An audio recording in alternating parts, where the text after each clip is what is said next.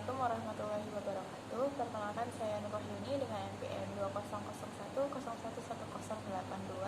Di sini saya adalah mahasiswi IAIN Metro dengan prodi Pendidikan Agama Islam.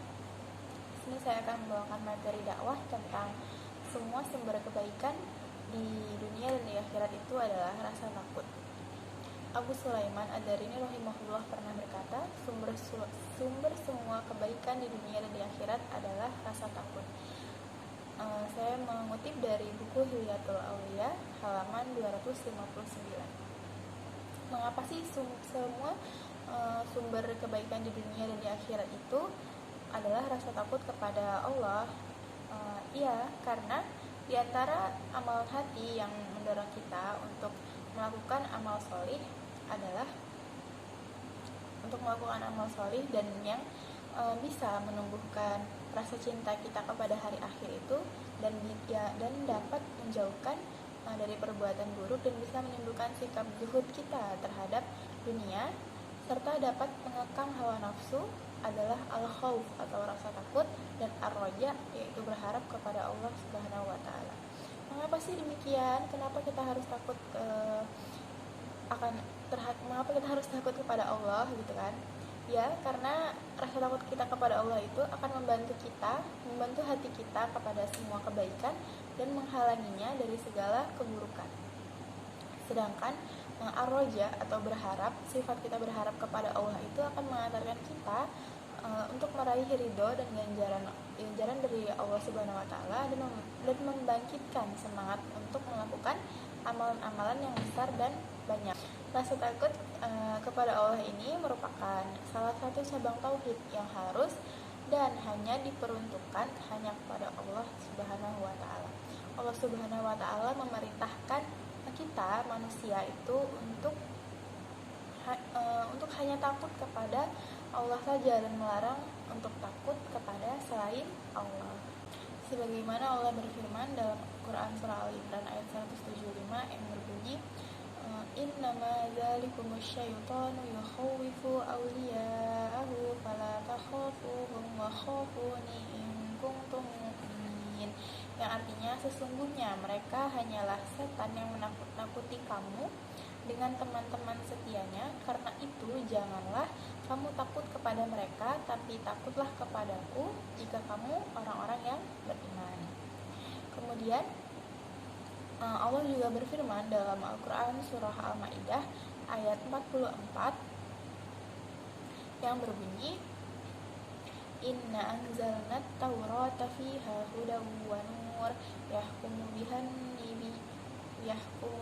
nabiyyuna alladzina aslamu lilladzina hadu warrabbaniyuna wal ahbaru bima stuhfizu min kitabillahi wa kanu alaihi syuhada fala takhshawun nasa wakhshawni wa la tashtaru bi ayati thamanan qalila wa man lam yahkum bima anzalallahu fa ulaika humul kafirun. Yang artinya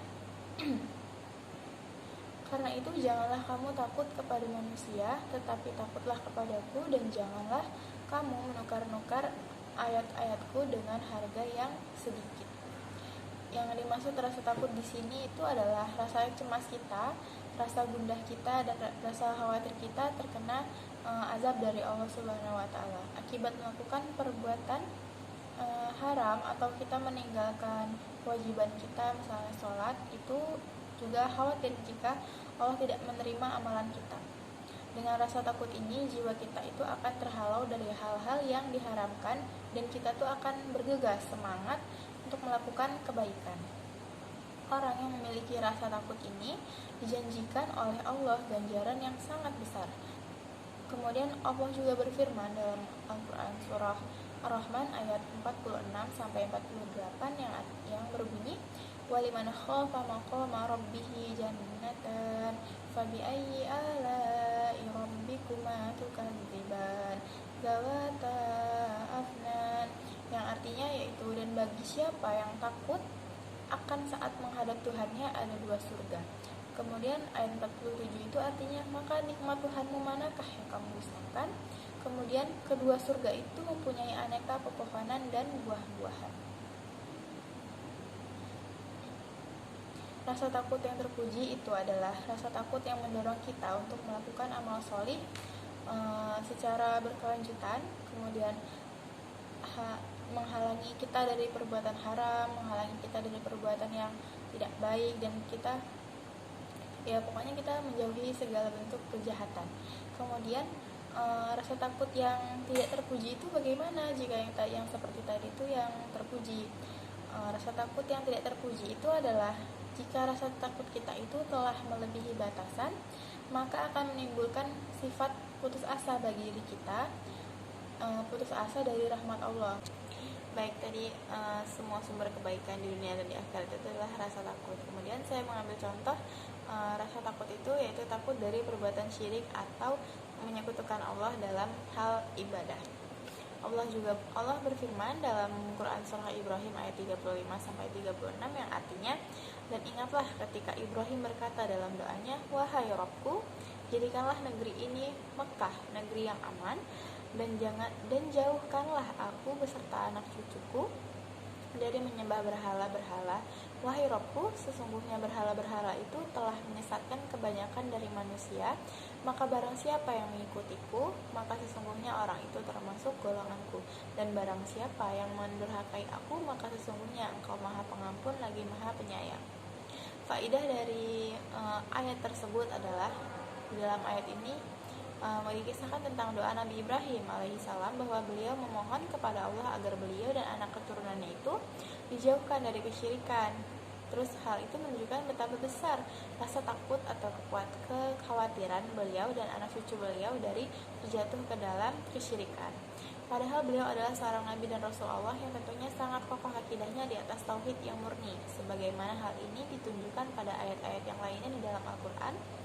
Hal ini menunjukkan hendaknya seseorang itu janganlah sampai tertipu dengan dirinya sendiri, yakni merasa dirinya telah bertauhid sedangkan dia tidak merasa takut dari kesyirikan. Jika Nabi Ibrahim alaihissalam aja merasa takut akan terjerumus dalam kesyirikan, padahal beliau adalah orang yang pernah menghancurkan berhala-berhala dengan kedua tangan beliau sendiri, dan beliau juga telah mendebat para penyembah berhala dan para penyembah benda-benda langit dengan hujah yang sangat kuat. Lalu bagaimana dengan kita? Tentu hendaknya kita lebih merasa takut dan khawatir dari terjatuh ke dalam kesyirikan tersebut, dan khawatir terjatuh ke dalam penyimpangan akidah dan kesesatan dari jalan yang lurus. Baik, mungkin sekian penyampaian materi dari saya. Semoga ilmu yang saya berikan bermanfaat. Terima kasih. Wassalamualaikum warahmatullahi wabarakatuh.